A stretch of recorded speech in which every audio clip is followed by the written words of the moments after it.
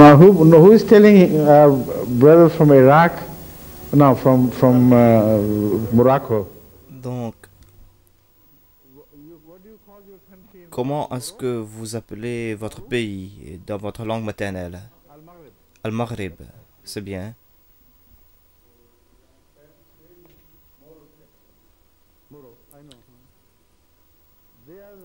Donc, ce sont eux qui ont conquis l'Espagne pour l'islam.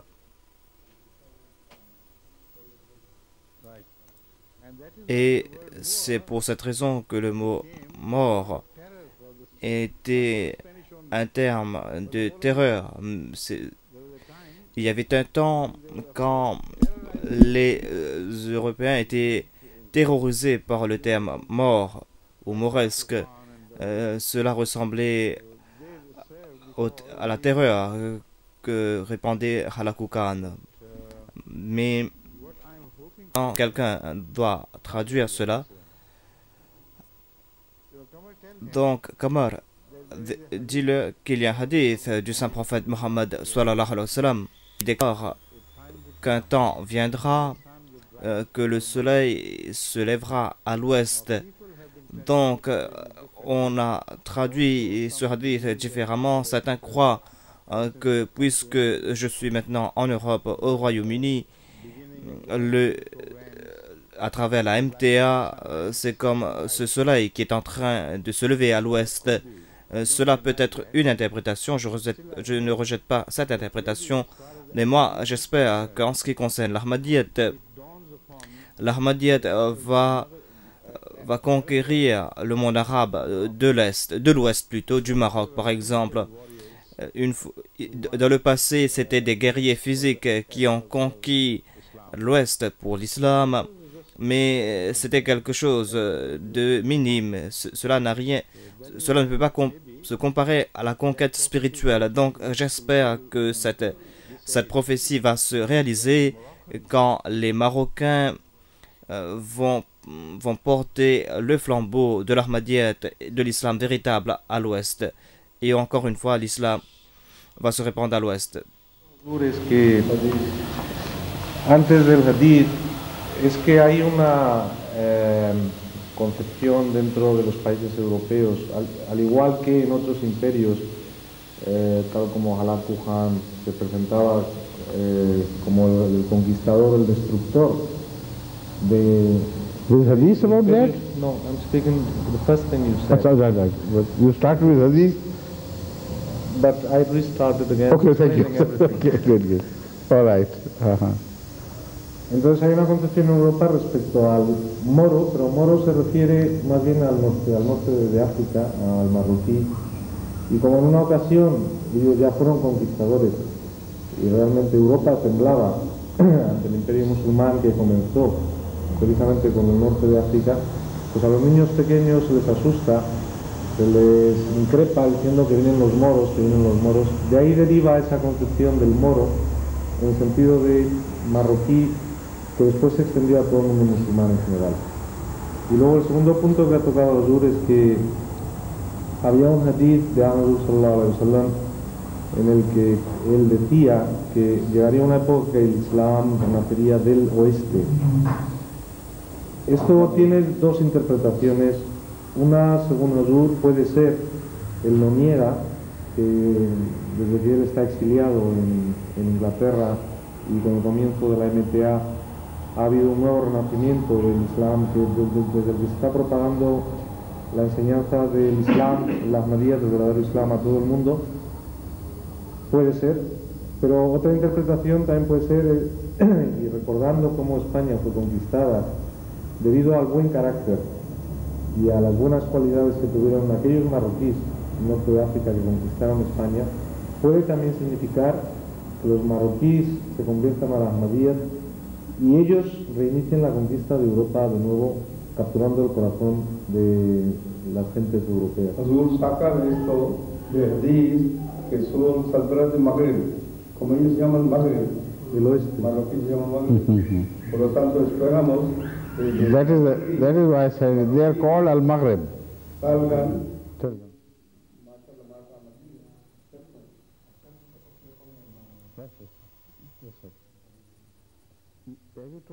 Est-ce que vous avez déjà traduit que j'ai dit cela par rapport aux morts? Parce que le Maroc, comme nous le connaissons, est considéré dans le Maghreb. Même si tous les pays nord-africains sont considérés comme Maghreb, mais le pays qui est considéré véritablement comme Al-Maghreb, c'est le Maroc. Cuando se refiere uno al Magreb, de forma genérica se refiere a los países musulmanes que viven en el oeste, en la parte más occidental. Sin embargo, el término específico de Al-Maghrib es para Marruecos, en la lengua árabe, es Marruecos. Por eso él ha relacionado este hadith con vuestro pueblo. And so far, the Moroccans have shown les Marocains ont démontré un plus grand intérêt vers l'Ahmadiyya comparé aux autres Arabes du continent africain. Donc, cela m'a encouragé à interpréter ce hadith dans cette façon de sa sainteté.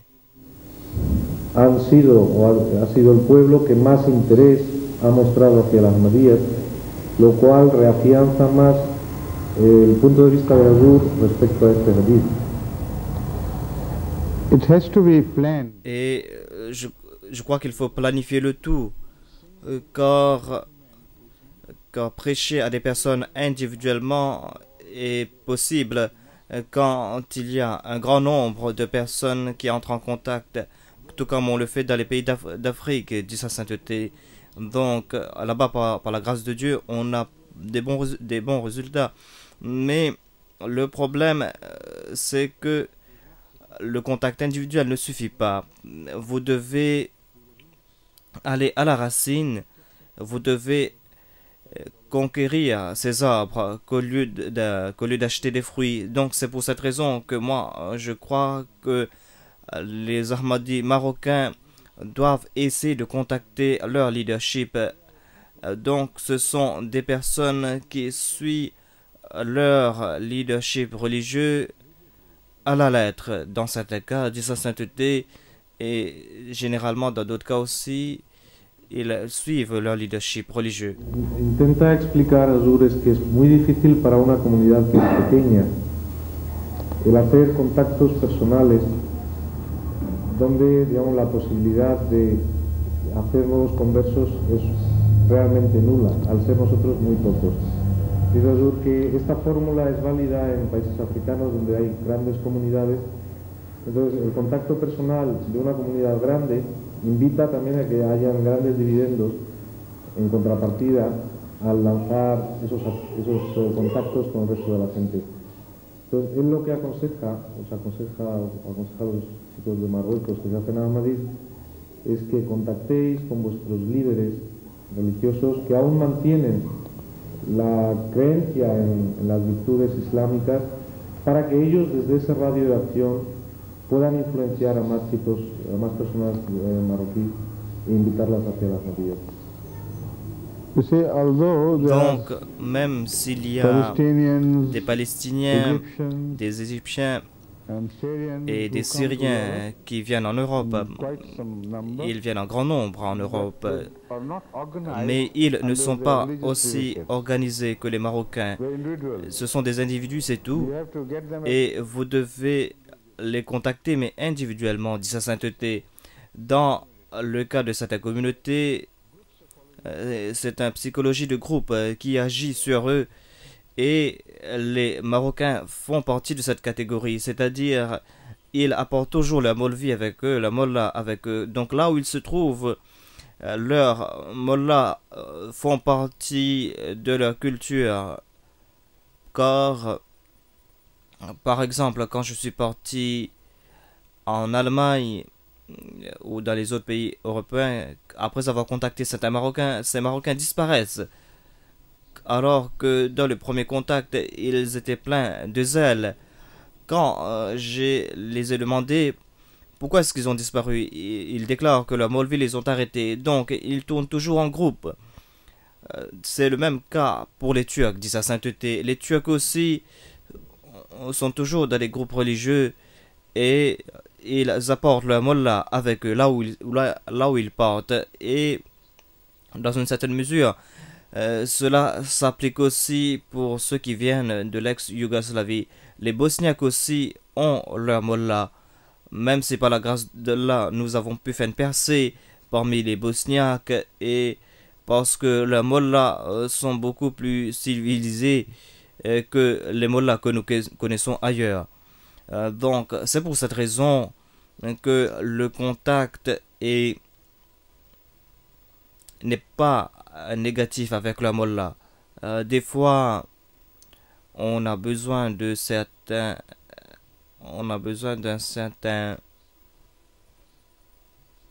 certains mollahs sont hostiles envers nous, mais quand j'arrange une rencontre avec de telles personnes, ils viennent avec certains de ses membres et ils changent de point de vue après quelques heures, dit sa sainteté, tout comme cela s'est passé par exemple à Munich en Allemagne. Donc voilà l'avantage par rapport aux Bosniaques. En ce qui concerne les Albaniens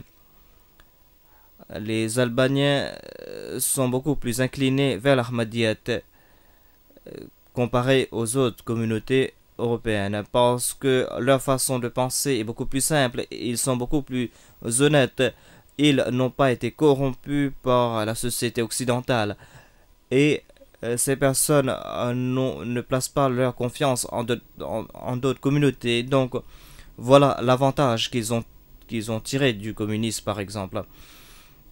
Et ils ont leurs leaders, pas des leaders religieux, mais des leaders qui sont beaucoup plus éclairés, et ils suivent ces leaders. Donc voilà l'avantage que nous avons par rapport aux Albaniens.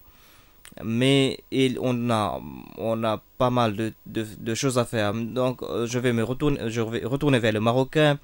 Le problème avec les Marocains, c'est que tout d'abord leur langue arabe est différente donc leur dialecte est assez différente, et cette dialecte est assez difficile à comprendre, et ensuite leurs mollahs ont un grand emprise sur eux. Mais il y a une nouvelle génération qui entre en contact avec nous. Ce sont des personnes qui réfléchissent davantage, ce sont des intellectuels, ce sont des personnes qui sont fatiguées de l'ancien système. Donc ce sont eux qui maintenant doivent planifier le tout afin qu'ils puissent prêcher l'Ahmadiyyat dans leur communauté, et ils doivent faire en sorte qu'ils puissent contacter les mollahs, et afin qu'ils puissent contacter un plus grand nombre de Marocains au lieu de contacter quelques-uns individuellement. Donc je crois que j'ai assez parlé, je vais le laisser traduire.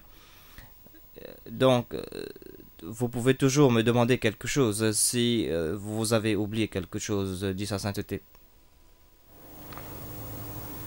Azur ha dicho que dentro de las comunidades de musulmanes que viven en Europa, ha analizado el caso de los palestinos, de los egipcios y otros países árabes, encuentra una diferencia importante entre los marroquíes que viven en Europa y el resto de estas comunidades musulmanas que él ha citado.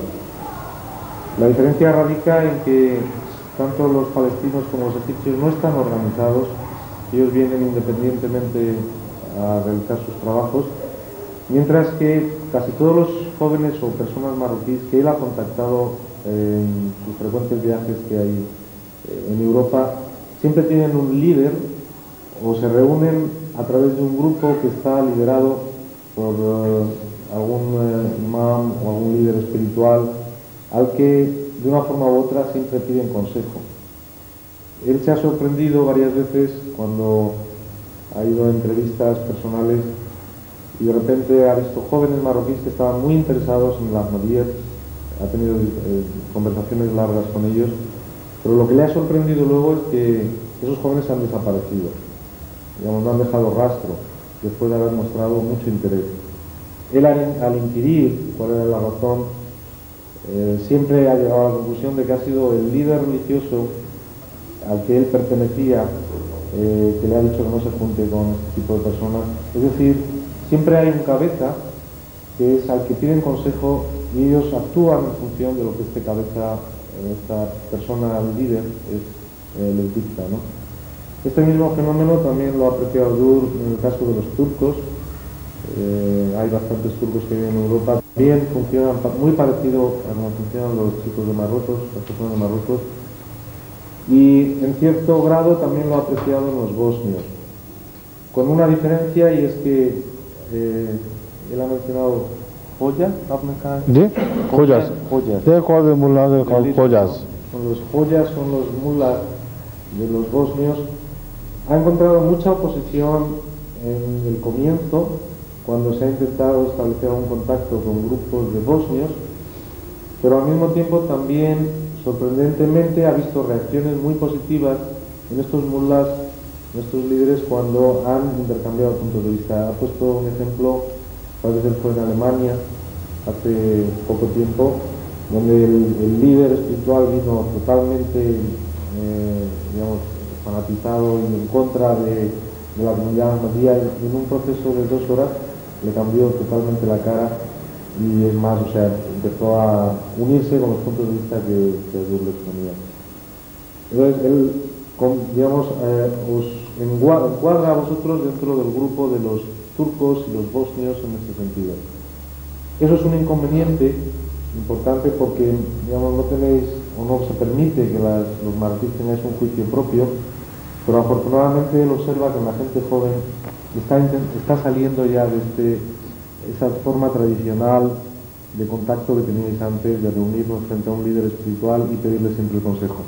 Entonces ve que muchos jóvenes ya empiezan a tener sus criterios propios, criterios definidos, lo cual es bueno para, digamos, que en el futuro pues exista una libre opinión para poder aceptar o rechazar las enseñanzas que les presentamos, ¿no?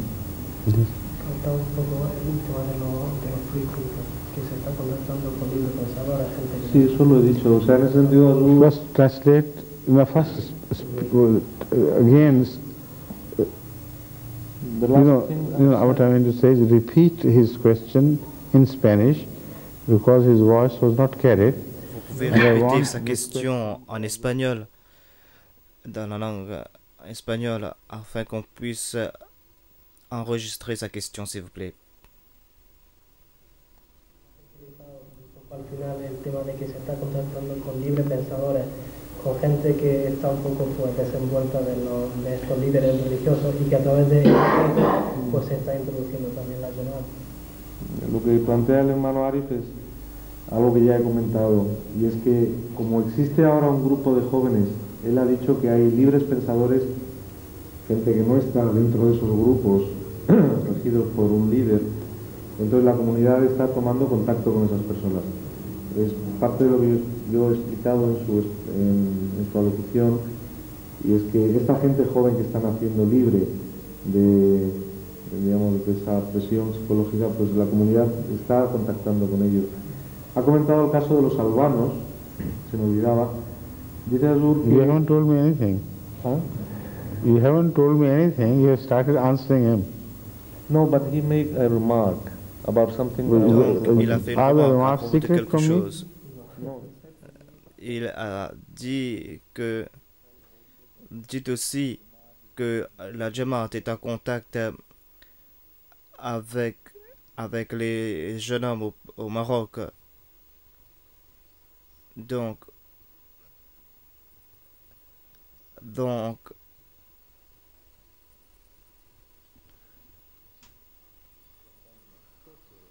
j'ai oublié à propos des Albaniens, dit le monsieur.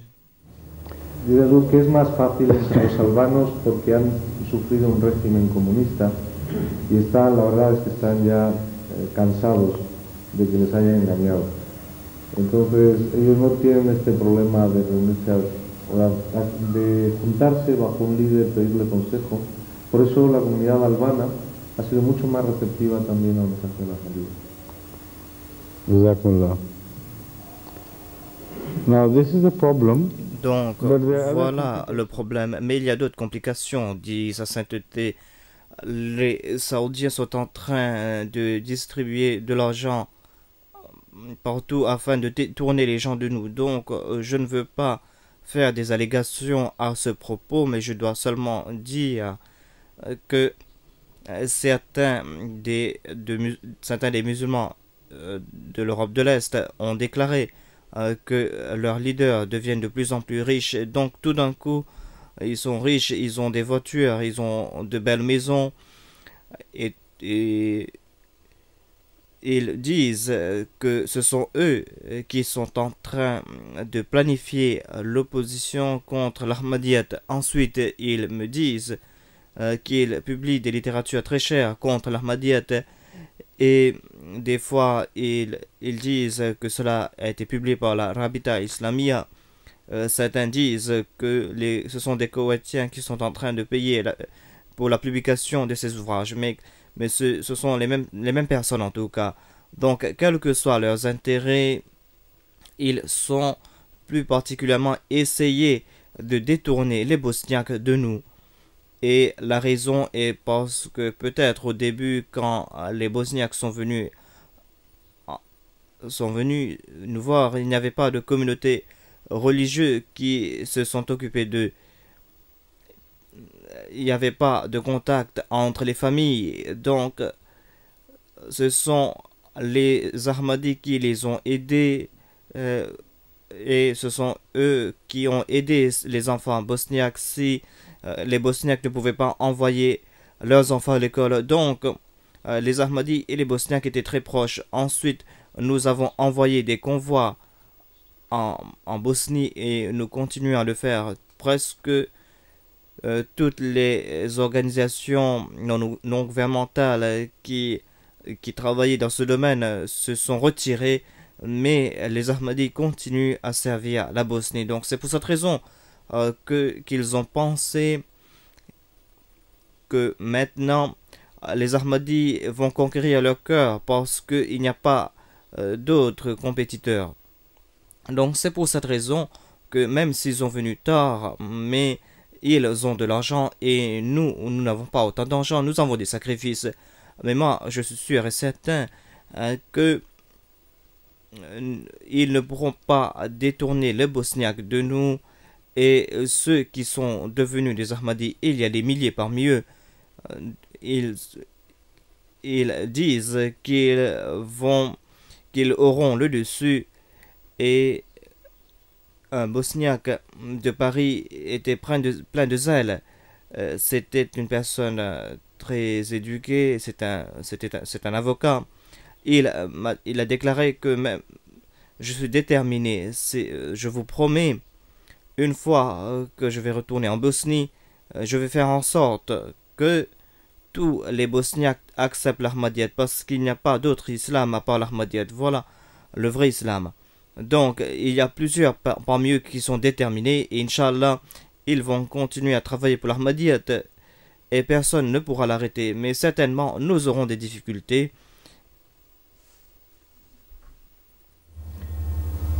Otro punto que Hazur ha aclarado es que, digamos, tras estos contactos que la Jamaat Ahmadiyya está realizando en el mundo musulmán, Arabia Saudita está haciendo un gran esfuerzo y empleando mucho dinero para oponerse a que el mensaje de la Ahmadiyya se expanda.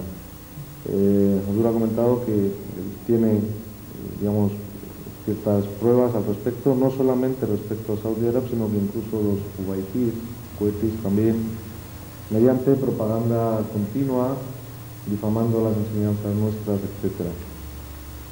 El motivo que puede encontrar subyacente es que inicialmente la única comunidad que ayudó a los bosnios cuando estaban desvalidos, cuando pasaban hambre, cuando las, digamos, viudas de guerra estaban sin apoyo, etcétera, etcétera, únicamente fue la comunidad ahmadía dentro del mundo musulmán quien se preocupó de ellos.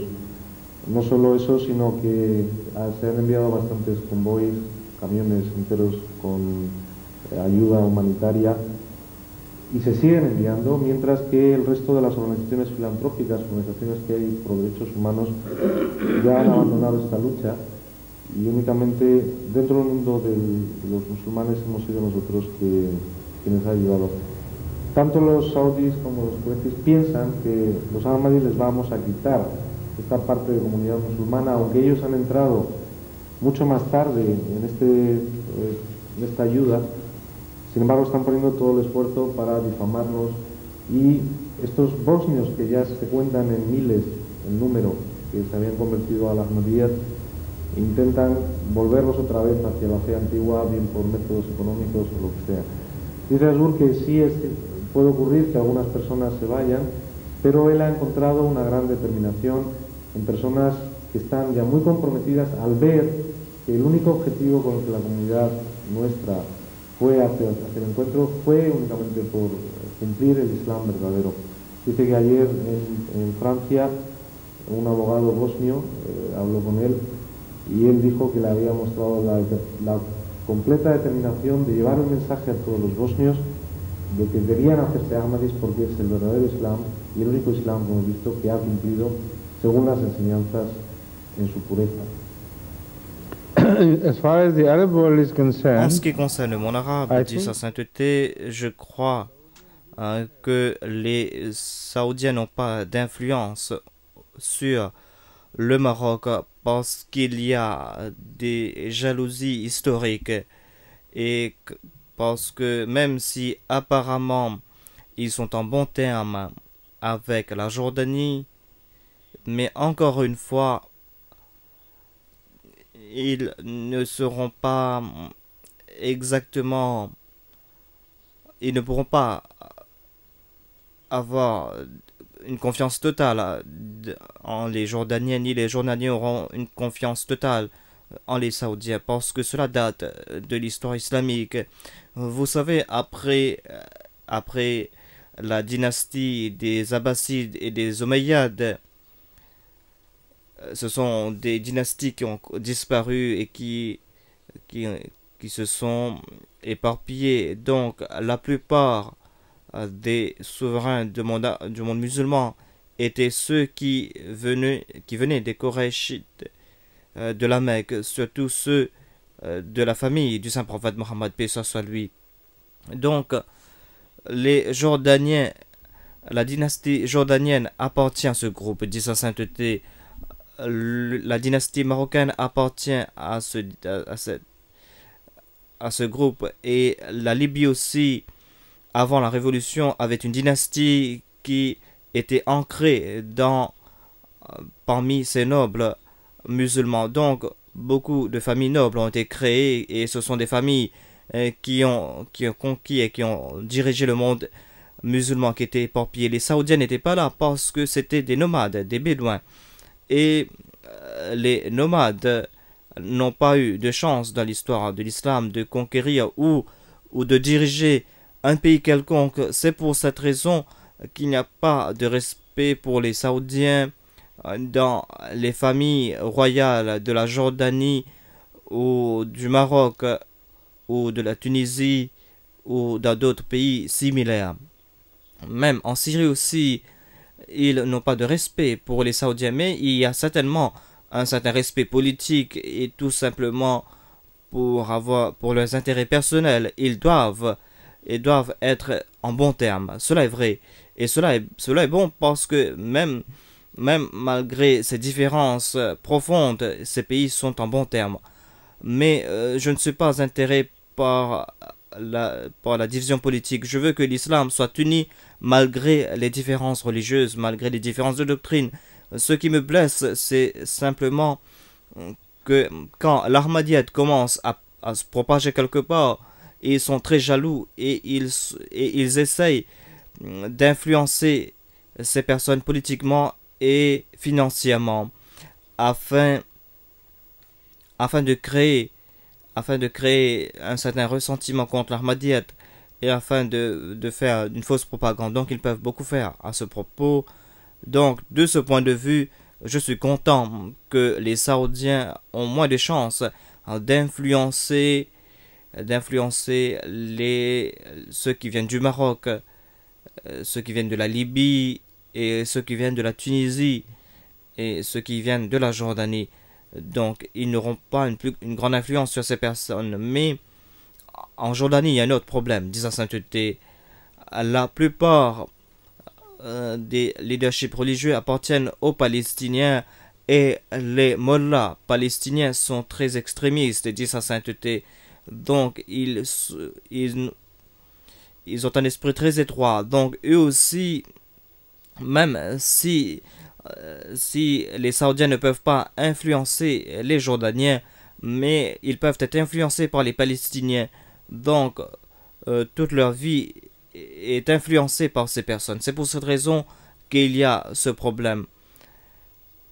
Le Nord est toujours ok, mais le seul problème est localisé autour de ces mollahs qui dirigent les opinions d'une large masse qui ne connaît rien à propos de l'islam. C'est pour cette raison que cette classe intellectuelle qui monte, dit sa sainteté, j'espère qu'Inch'Allah, ces personnes vont jouer un rôle vital, non seulement afin de conquérir les masses, mais de conquérir les mollahs.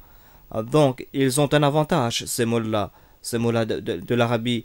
Même les Saoudiens aussi ont un avantage. Les mollahs arabes sont beaucoup plus honnêtes que les mollahs du sous-continent indien. Ils peuvent être très, très extrêmes dans leurs attitudes, mais ce ne sont pas des personnes malhonnêtes. Ils peuvent être mal informés, mais quand même, ce sont des personnes qui sont amoureux de l'islam, et ils ont un amour profond pour l'islam. Voilà la différence fondamentale entre les mollahs de l'Arabie et ceux du sous-continent indien. C'est pour cette raison que je place beaucoup plus de confiance ou d'espoir sur les mollahs de l'Arabie que les mollahs du sous-continent indien. Donc ils pourront conquérir les mollahs de l'Arabie, mais ce sont les Marocains qui doivent les influencer. Personne de l'extérieur ne pourra pas influencer ces mollahs.